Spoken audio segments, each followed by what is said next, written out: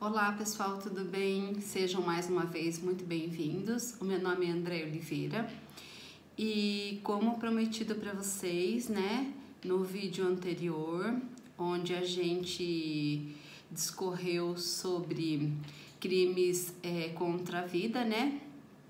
Nesse vídeo a gente fala dos tipos de homicídio, né, e induzimento e auxílio ao suicídio. A gente também falou sobre o aborto, né, os tipos de aborto, e ainda assim a gente também falou do infanticídio.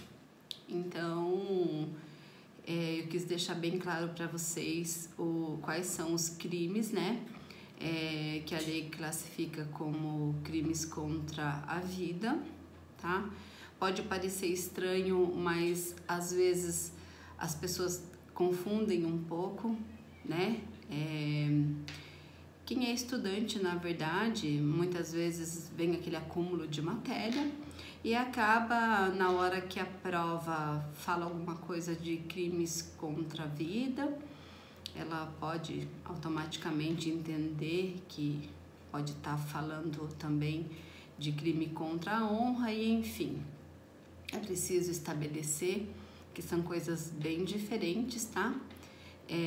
O crimes contra a vida, ele trata diretamente a homicídios, né? Espécies de homicídio, seja simples, qualificado, privilegiado, né? Como nós já vimos lá, homicídio culposo, inclusive, e traz também a parte do aborto, induzimento, instigação e auxílio ao suicídio, e também a parte de infanticídio, ok? Então, como prometido para vocês, agora nesse vídeo a gente vai tratar dos crimes contra a honra, né?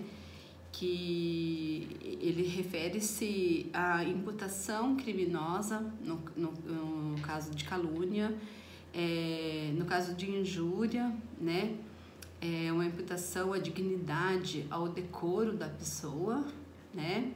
E a difamação, que refere-se à imagem da pessoa. Inclusive, para essa difamação tem que haver publicidade, né? Que chegue ao conhecimento de outras pessoas, tá? E dentro desse tema também a gente vai tratar da exceção da verdade, né?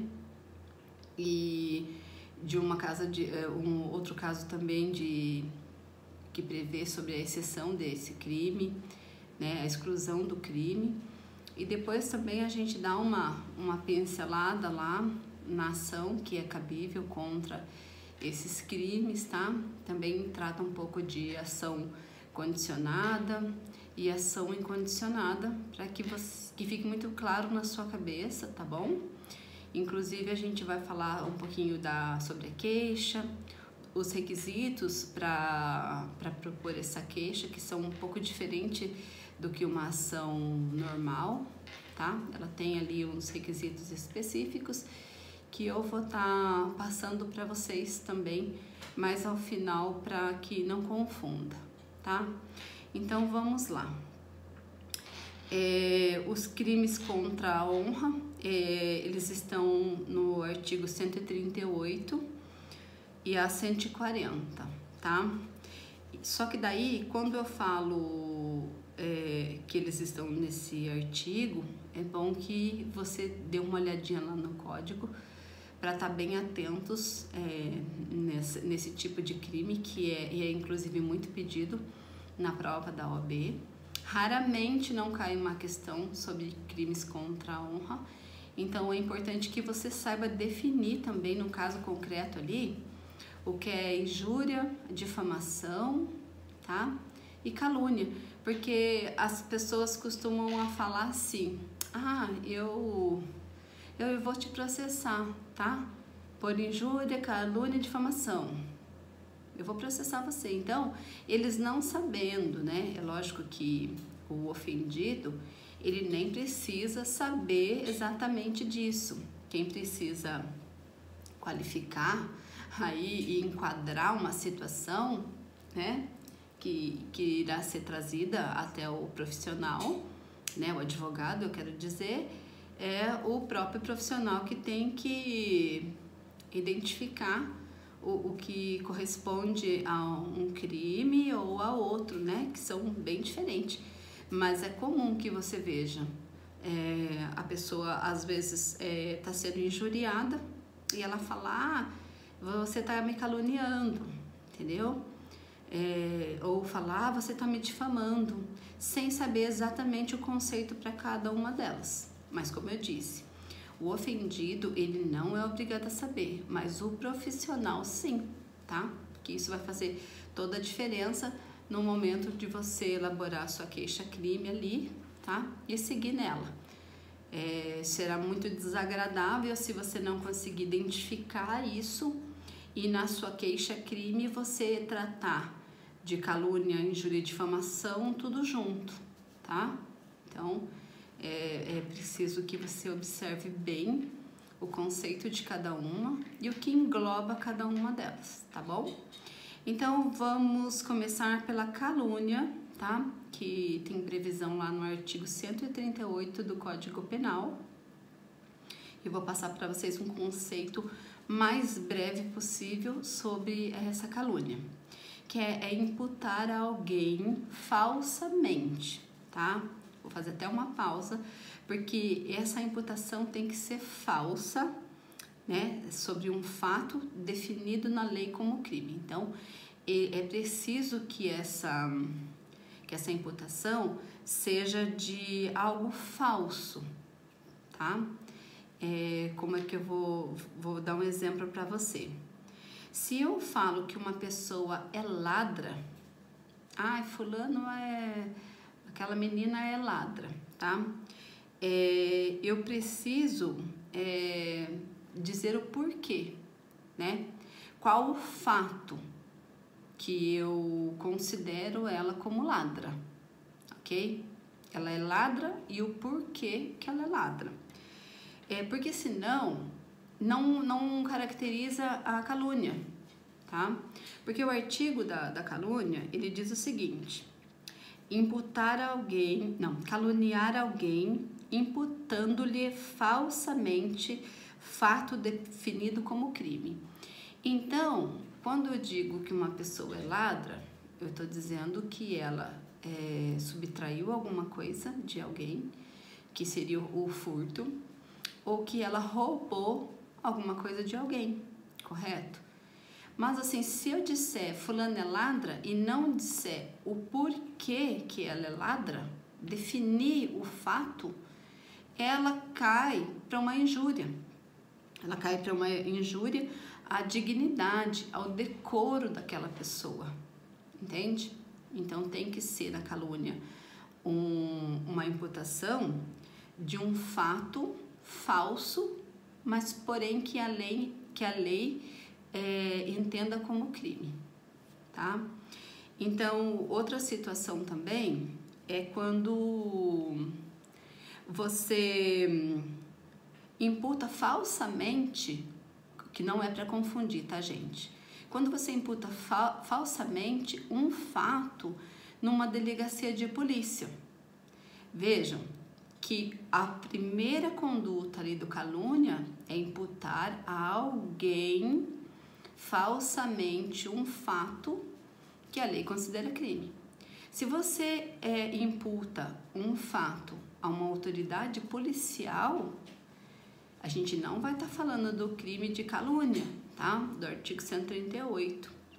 Mas nós vamos estar falando da denunciação caluniosa do artigo 339. Então, denunciação caluniosa é diferente do que uma calúnia, tá?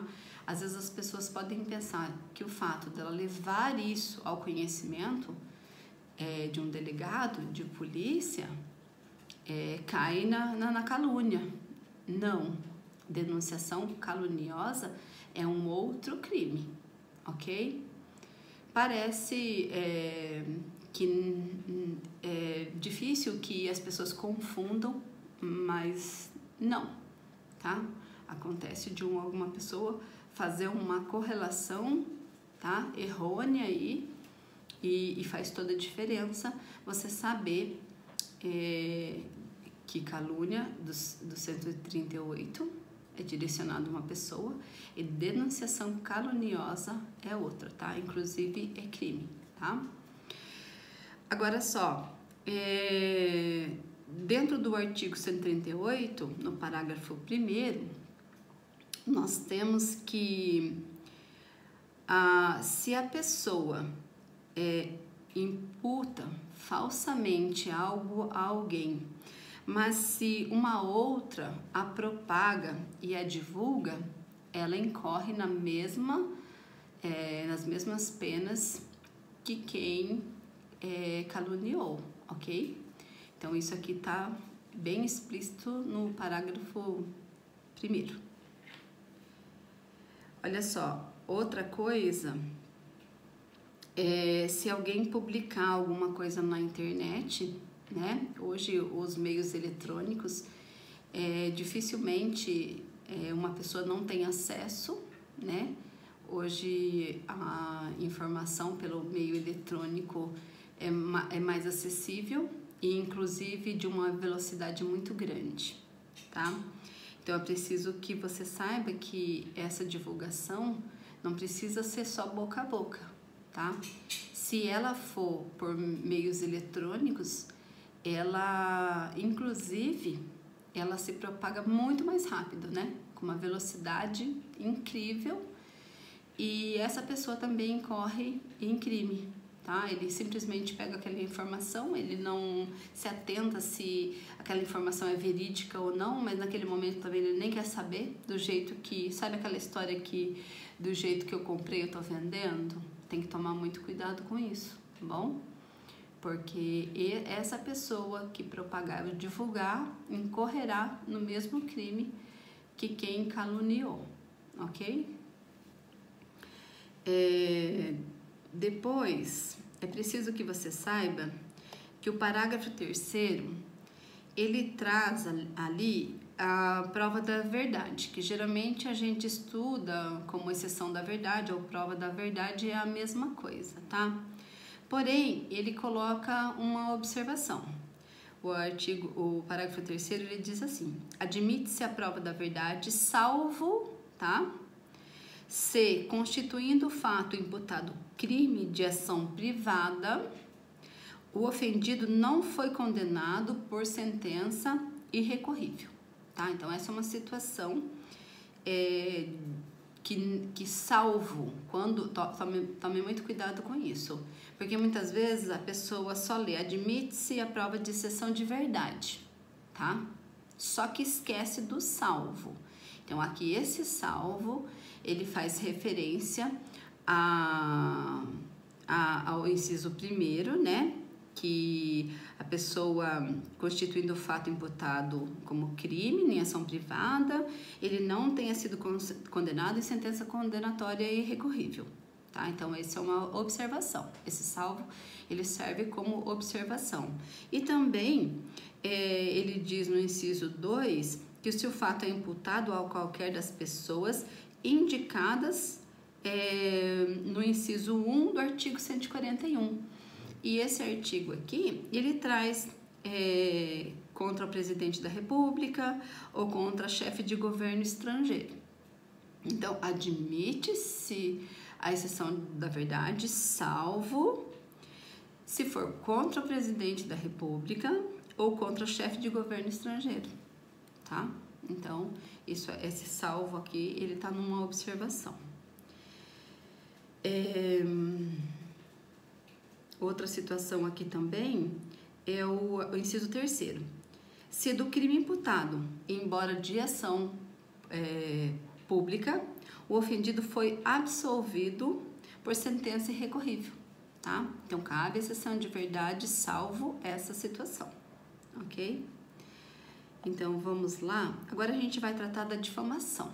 Então, o conceito da difamação é quando alguém imputa a uma pessoa má fama, sabe? Ela vai imputar uma condição a essa pessoa, prejudicando a reputação daquela pessoa. E isso também precisa ser divulgado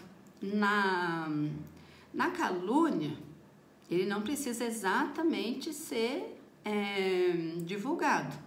O que eu disse ali é que no caso de divulgação, a pessoa responderá pelo mesmo crime, tá? E quando eu digo a divulgação ali, pode ser boca a boca ou pode ser por meios eletrônicos, né? Internet. Agora, aqui, para caracterizar a difamação, é preciso que a pessoa impute uma má fama que prejudique a reputação daquela pessoa e que, inclusive, isso seja divulgado. É preciso que outras pessoas tomem conhecimento, tá, dessa difamação para que seja caracterizado o crime. Porque se ela ficar só entre um e outro, ele não vai se caracterizar como a difamação em si, tá bom? Então, tem que prestar muita atenção que nesse crime de difamação, é um dos requisitos dela, que haja divulgação, tá bom? E então, essa má fama também refere-se a um descrédito sobre aquela pessoa, sabe? Uma desonra é ela, mas é uma desonra diferente que a injúria, por exemplo. Se você começar a falar que fulano é caloteiro, então você está difamando aquela pessoa. Ele é caloteiro, ele não paga conta, tá? Porque, olha, ser caloteiro não é crime, né? Estelionato é crime. Se você falar que alguém é estelionatário porque ele fez isso, isso, aquilo, vai para o crime de calúnia, porque estelionato é crime, né? Mas se você disser que na difamação que fulano é caloteiro, ele não paga ninguém, certo? Ele é um sem vergonha, tal, porque não paga, e há divulgação sobre isso, várias pessoas têm conhecimento disso, então ele é típico de difamação, tá? Eu tô explicando isso porque a hora que eu chegar na injúria, você vai ver que é bem diferente a situação, porém ela tem que estar clara na sua cabeça para que você não faça aquilo que eu já disse. Vou te processar por calúnia, injúria e difamação. Já fale tudo isso junto, tá? Agora, olha só, sobre a injúria, deixa eu pegar aqui.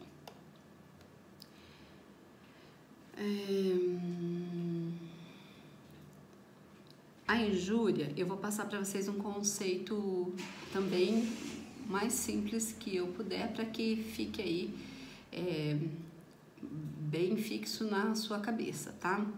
Então, a injúria é atribuir a alguém uma qualidade negativa, que ofenda a sua honra, a sua dignidade, o seu decoro.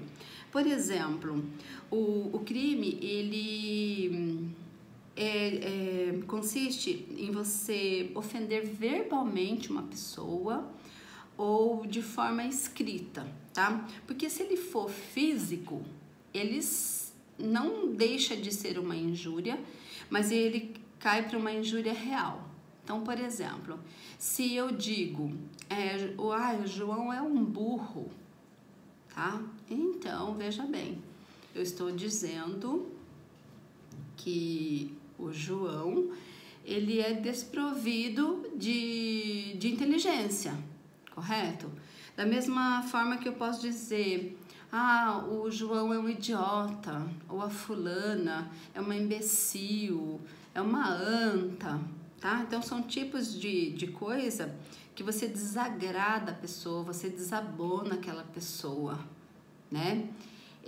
Quanto à qualidade dela, então ela se sente injuriada por aquilo, tá? Ou você dizer também assim, o fulano é um viado, tá? Então, isso são palavras costumeiras, entendeu? Que são utilizadas. Porém, se aquela pessoa se sentir ofendido, ele pode sim processar essa pessoa. O que acontece muitas vezes é que aquela pessoa não tem conhecimento disso, ou então ele encara aquilo como, ele falou que eu sou burro, mas burro é ele.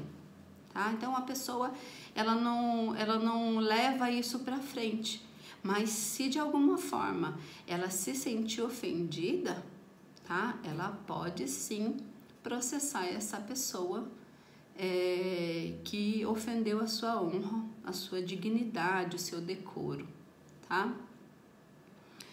Agora veja bem, então a injúria ela está no artigo 140 do Código Penal, que diz assim, ó, injuriar alguém ofendendo-lhe a dignidade ou o decoro, tá? Então consiste nisso que eu já passei para vocês.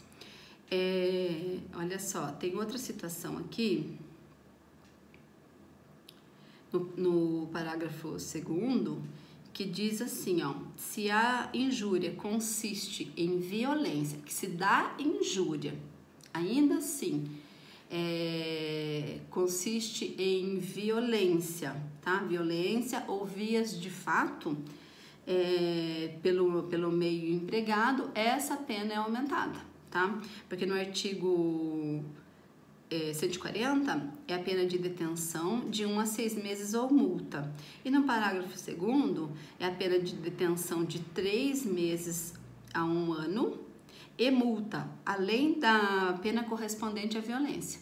Então, se dessa injúria ainda resultou violência, ou mesmo que seja vias de fato, né, a pena aqui é aumentada, ok? Agora, um exemplo aqui também que acontece muito é da injúria racial, tá? É o parágrafo 3º, tá? Ela fala sobre a injúria racial. Então, eu vou ler para vocês. Se a injúria consiste na utilização de elementos referentes à cor, raça, etnia, religião, origem ou condição da pessoa idosa ou da pessoa deficiente, né, com alguma deficiência, essa pena é de reclusão de 1 a 3 anos e multa. Então, aqui, nessa injúria racial, a gente tem que tomar cuidado pelo seguinte, um exemplo da injúria racial é quando você diz assim, só podia ser velho mesmo, tá? Se você se refere a alguma pessoa assim, só podia ser velho. Ou então você diz assim, essa manca, tá? Ou então você pode dizer também quanto à religião, né? Fazer alguma crítica contra uma religião que a pessoa se sinta ofendida. Você tem que tomar muito cuidado, porque existem palavras também costumeiras que são utilizadas, tipo mineirinho que come quieto. Todo mundo fala isso, assim, todo mundo no modo de dizer que parece que até vira costume. Porém, o que faz a diferença é a pessoa se sentir ofendida com aquilo, tá? Outras coisas que a gente vê as pessoas falar, porque eu já vi, né, sobre religião, crente de bunda quente. Então, são expressões que a gente vê, assim, as pessoas falando, só que às vezes não chega ao conhecimento daquele para ele tomar providência, ou então ele simplesmente deixa, não vou ligar. Na cabeça dele ali tá falando mais da religião em si, então ele às vezes deixa passar isso aí, mas é preciso que você entenda que se ele se sentir ofendido, ele pode processar essa pessoa, tá? Então isso daí entra na regra de injúria racial, tá bom? E uma coisa que tem que ser observada também é que na injúria racial, ela é diferente do crime de racismo, tá? No crime de racismo, lá da lei 7.716 de 89, o crime de racismo, ele refere-se a uma coletividade, tá bom? Ele atinge uma coletividade indeterminada de indivíduo. Você está falando de um todo, você não está falando em específico, tá bom? Então, um exemplo de racismo é você, que infelizmente acontece muito com jogador de futebol, né? e alguém disser assim, ó, ah, todo jogador negro é macaco, tá? Então, você tem que tomar cuidado na observação se ele está se referindo a uma única pessoa ou uma coletividade, ok? E mais uma coisa, tá? O artigo 141 do Código Penal, ele traz um aumento de pena de 1/3 se o crime é cometido por presidente da República, chefe de governo, né, contra funcionário público em razão da função, tá? E na presença de várias pessoas ou por meio que facilite a divulgação da calúnia ou da difamação ou da injúria. Ok? E contra a pessoa também de maior de 60 anos ou portadora de deficiência, exceto no caso da injúria, porque a injúria aqui, que já tem a pena, a gente já vê essa injúria como uma forma qualificada, tá? A penalização ali para injúria já é entendida como forma qualificada, por isso aqui que não tem, que diz exceto no caso de injúria, ok? Agora, seguindo aqui, sobre a exclusão do crime, tá? Do crime contra a honra, está previsto no artigo 142, que diz assim, ó, não constitui injúria ou difamação punível. Entendam que aqui não está falando de calúnia, está falando de injúria ou difamação punível, tá? A ofensa irrogada em juízo, na discussão da causa, pela parte ou pelo seu procurador. Então, vamos dizer que, num caso concreto, que um advogado estiver fazendo uma audiência, um promotor, e por algum meio seja, como que eu vou te dizer, para ser menos agressivo, tá? Que algum advogado ali diga para o promotor, lógico que essa situação é assim, você é burro, que não entende, tá? Não é para fazer isso, tá bom, gente? Olha só, isso é muito feio, isso é uma falta de respeito muito grande. O profissional tem que ter ética, porém, há possibilidade aqui, tá?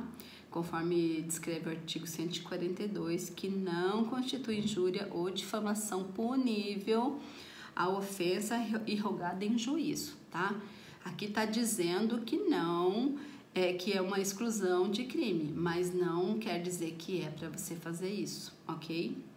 Outra situação é a opinião desfavorável da crítica literária, artística, científica, tá? Qualquer opinião que você venha dar sobre aquele assunto, tá? Ele não é caracterizado como crime de injúria ou difamação, tá? Salvo quando inequívoca a intenção de injuriar ou difamar. Então, você tem que ter intenção para fazer aquilo. Se você faz um comentário sobre isso, não constitui crime, tá? E no inciso 3º, conceito desfavorável emitido por funcionário público em apreciação ou informação que preste no cumprimento do dever de ofício, tá bom? Olha só, e tem casos também dentro do crime contra a honra que falam da retratação, quando é cabível a retratação, do artigo 143, né, do Código Penal, que consiste o querelado que, antes da sentença, se retrate cabalmente da calúnia ou da difamação. Então, a retratação específica neste caso, tá? Que antes da sentença se retrate da calúnia ou da difamação, fique isento de pena, ok? No 144, nós temos a seguinte situação. Se de referências, alusões ou frases se infere calúnia, difamação e injúria, quem se julga ofendido pode pedir explicação em juízo, que é o caso que eu já falei para vocês. Tem pessoas que ouvem isso, ele até é ofendido, mas ele não quer processar essa pessoa, tá? Então, aqui tá dizendo que pode pedir explicações em juízo. E aquele que se recusa a dá-las, tá? Ou a critério do juiz não as dá satisfatoriamente, responde pela ofensa, tá bom? No artigo 145, é muito importante para vocês, tá? Porque aqui diz assim, ó, que nos crimes previstos nesse capítulo, tá? Todos eles, somente se procede mediante queixa, tá? Salvo quando no caso do 142 segundo da violência resulta lesão corporal. Então aqui ele está dizendo o seguinte: todo crime de crimes contra a honra, ele será processado mediante queixa, tá? Salvo se houver a lesão, tá bom? Que daí o Ministério Público vai proceder mediante denúncia, tá? Então, aqui fica bem estabelecido para você que todo crime contra a honra, ele será processado mediante queixa. Aí o parágrafo único, ele traz o seguinte: procede-se mediante requisição do Ministério da Justiça, no caso do inciso 1 do caput do artigo 141, e mediante representação do ofendido, no caso do inciso 2 do mesmo artigo, 141, bem como no caso do parágrafo 3º do artigo 140. Então, veja bem, se procede mediante representação do Ministério da Justiça, do Ministro da Justiça, os casos em que envolva presidente, tá? Ou chefes de estados. E no parágrafo 2º do mesmo artigo, contra o funcionário público em razão das suas funções, ok? E o que estabelece no parágrafo 3º do artigo 140 é que se a injúria consiste na utilização de elementos referente à raça, cor, etnia, religião, como nós falamos, tá? Mediante representação do ofendido, ok? Então, são duas situações. A do artigo 141 mediante requisição do Ministro da Justiça e a mediante representação do ofendido no caso da injúria, tá? A injúria racial, que envolve raça, cor, etnia, religião, tá? Condição da pessoa idosa ou da pessoa com deficiência, tá bom?